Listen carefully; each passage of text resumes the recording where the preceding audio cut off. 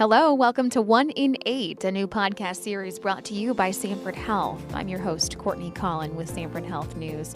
We are really eager to kick off this series all about breast cancer awareness because 1 in 8 women will be diagnosed with breast cancer during her lifetime. Today we're talking with Dr. Andrea Kaster, a family medicine physician in the breast clinic in Fargo, and our topic today is breast cancer risk. Dr. Kaster, thank you so much for joining us. Thank you very much for having me. We'll kick things off by getting to know you. So tell us about your role as a physician in Fargo working with women. I began my training and went through family medicine and had about 10 years of general family medicine practice before coming over here and joining the Edith Sanford Breast Center. And now I've been here for about 6 years working in the high-risk breast clinic. At that clinic, we do a combination of screening for women who are high risk. And then we also do a lot of diagnostic workups for women who have problems or have abnormal imaging at multiple outside facilities and then get referred into our clinic. So it's a combination of both screening and diagnostic clinic. It's very overwhelming. Of course, anytime you get the diagnosis of cancer, and with breast cancer, I think especially, it's one of those where most people have known somebody who's gotten breast cancer. A lot of us know people who got breast cancer and probably didn't think they should have, because despite a lot of there being hereditary cancers, there's also a lot of breast cancer that isn't hereditary breast cancer and seems to affect people who would otherwise not be at risk. So it's a scary one for a lot of women, and like you said, 1 in 8 women do in the United States develop breast cancer in their lifetime. So it's very common, and so yeah, I think it does become worrisome for people. So you mentioned risk. Let's talk about that. What is a risk factor? So when you're talking about risk factors for breast cancer, there are both risk factors that are what we call modifiable risk factors, and then there's or ones that we can try to help prevent development of breast cancer, and then there's some risk factors that are out of our control. So some things we know lead to putting us at higher risk of developing breast cancer are a sedentary lifestyle. So as we become more and more technology dependent, we tend to be less and less active, and so increasing activity is very important to help keep your breast health healthy, and so just a sedentary lifestyle will increase your risk of breast cancer and other cancers as well. Another one that is what we would consider a modifiable risk factor is alcohol intake. So for women, really less than 1 alcohol beverage a day is what's recommended, and minimizing alcohol intake. And it just has to do with alcohol being along a precursor to estrogen. And so it has to do with keeping your estrogen levels stable. And so minimizing alcohol use is important for women to help reduce their risk of developing breast cancer.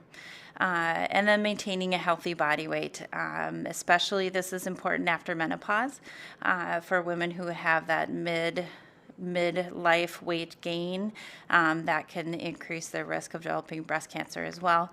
And again, related to the fat cells that will help change precursors of estrogen into estrogen effective hormones that can increase your risk. So when it comes to breast cancer, of all of the information out there, those are the 3 really big ones that you want to focus on, that women can do something about on their own. There's a lot of other areas of things that are we can't really control that do increase your risk and put you at maybe a higher risk of developing breast cancer. And so risk assessment basically is done for women initially with their primary care provider, and then sometimes if they're concerned or if they show up our clinic, we will do a formal risk assessment on them, and that includes factors such as family history, any genetics testing in the family, Have they had biopsies done? Did they receive chemotherapy radiation therapy to their chest wall at a young age? Those types of things go into calculating a risk assessment on a woman, and then that helps us determine if someone is at higher risk of developing breast cancer or not. So when a woman is high risk, what does that mean?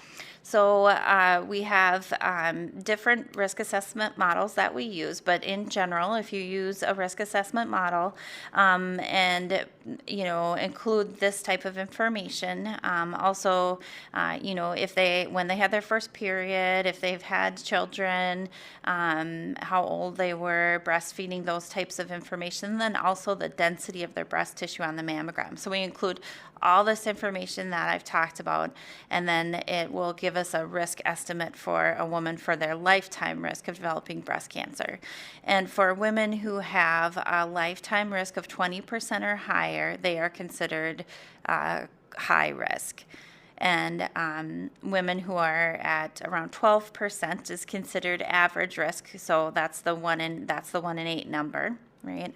And then for women who between 15 and 20% are in the moderate risk category. And who determines that risk? That is a big part of what we do at our clinic is risk assessment. So we will have referrals come in for women who have maybe a family history and dense breast tissue, and they just want to determine what their risk is at. And so we will run several of those models.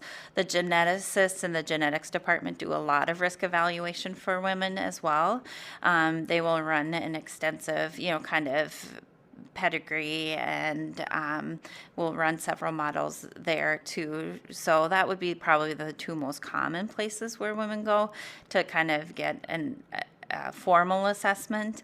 Primary care providers absolutely can, both of the models we use most commonly, which are the GALE and the IBIS model, those are both just available by Googling them, and any provider can fill in that information for people.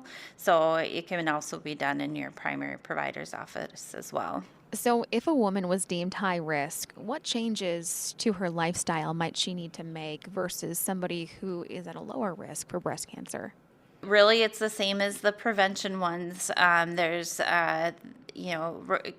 staying active, doing more than you're doing now, technically 30 minutes, 5 days a week. And I always tell people it does not have to mean you have to start training for a marathon, because I think for a lot of people it's overwhelming. They think, I have to be active. It means I have to start going to the gym. I don't like going to the gym. Yeah. It really just means, mowing the lawn, gardening, going for walks, all of those types of things. I think it's easy to forget how sedentary we are. So many of us are with our current jobs, and so just getting out there and being active. Same with limiting your alcohol intake, and then trying to maintain a healthy body weight throughout adulthood is very important. There's other things that women can do. It's if you breastfeed your baby for an extended period of time, that's very helpful. You want to try to avoid unnecessary radiation exposure, and also avoid extended period of exogenous estrogen. So for women who are postmenopausal, taking hormone replacement therapy, most of us have heard that's not what we recommend in most situations. It doesn't mean you can't use it for maybe a short period of time, but certainly by age 55, or depending upon obviously specifics about your risk factors, certainly trying to take the lowest dose possible to manage your symptoms and getting off of that medication as soon as you can. Yeah, we talk a lot about early detection and getting that mammogram. How important is this screening? And remind us how often we should be getting that exam.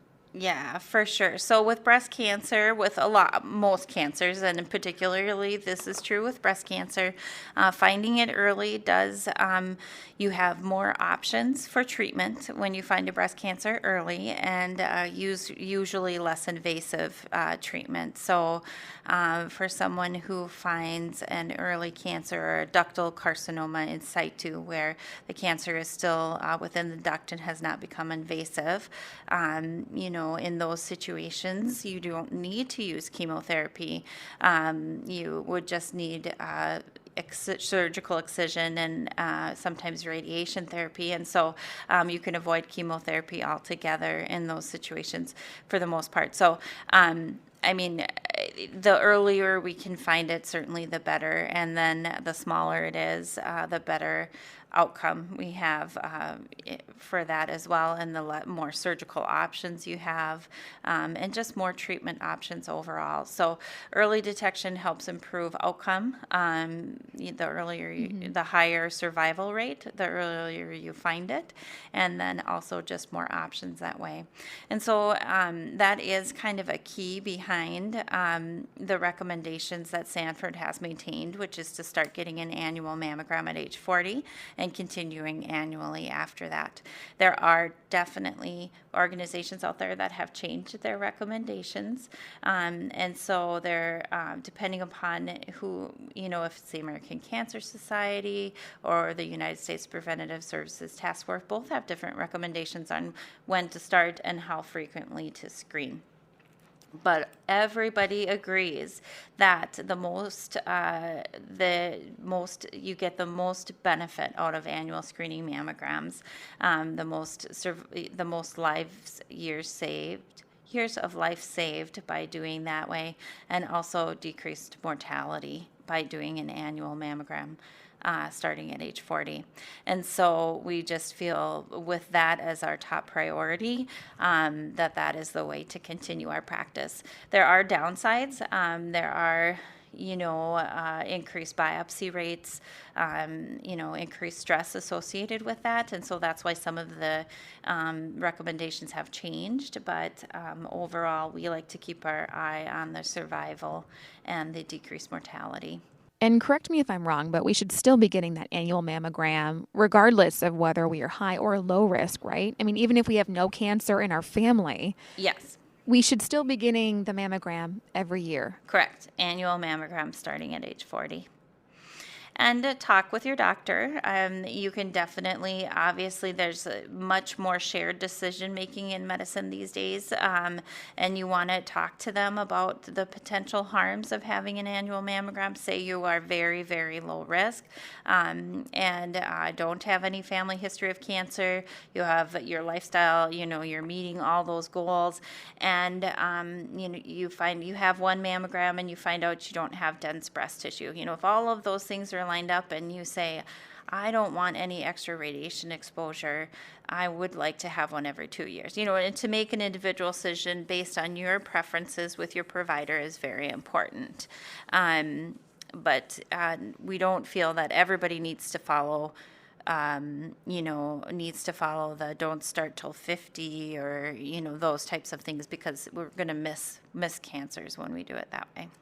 So what advice would you have for women about what we can do now to make sure we're staying on top of our health? You just want to make sure that you are talking to your doctor and staying up on all of your screening recommendations. So making sure that you're getting your wellness exam and your pap smears when you need to, colonoscopies, when you need to start screening for colon cancer screening. That's another one that can be very hard to detect early on. And so just making sure that you're keeping up with all of your screening is so important. Especially we've seen with COVID, people are avoiding coming into the clinics for a good reason. In the beginning, we didn't know, how the virus was spread and what type of activities put you at higher or lower risk. But In general, our clinics and hospitals are, completely masked centers. Everybody's wearing a mask. Everybody's being screened, and everybody's washing their hands. So we feel like it's very safe to continue now knowing what we know with your screenings, and make sure to keep up on that. And then immunizations, of course, one of the best inventions of modern medicine, and especially important this year with flu vaccines coming out, that everybody gets their flu vaccine. So if a woman is curious about whether she's high risk or low risk, or just wants more information, where should she go and what should she do? I would also say that if you are at elevated risk, so for women who do come in and they have a lifetime risk that's over 20%, we can do more screening for you. So those women actually will potentially qualify to have a breast MRI in addition to a mammogram on an annual basis. And so we can do that, and that improves our screening dramatically. So for women who are afraid of coming in and finding out they're at elevated risk, it's important to know that, because we actually can offer more screening. There's also medications out there that we can use to help lower your risk of developing breast cancer. Those medications are reserved for people who are in the high risk category because of potential side effects, of course. But that is another option for women in the high risk category. And so, and then also just making sure you're doing clinical breast exams with your provider, and just being aware of your breasts at home. So for everybody in all risk categories, we don't recommend the detailed, linear breast exams like we used to, but we do strongly recommend that people pay attention to their breasts, know what feels normal for them, know what looks normal for them, and to report any changes right away. Dr. Kaster, it was great having you as our guest. Your expertise about risk factors when it comes to breast cancer was so valuable as we continue this conversation about breast cancer awareness, and we really appreciate all that you do for women in our communities all over the region. Thank you so much for your time. Thank you so much for having us. I appreciate it. I'm Courtney Collin with Sanford Health News. Stay tuned for the next episode of 1 in 8, our breast cancer podcast series, coming your way soon. Stay well. Have a great day.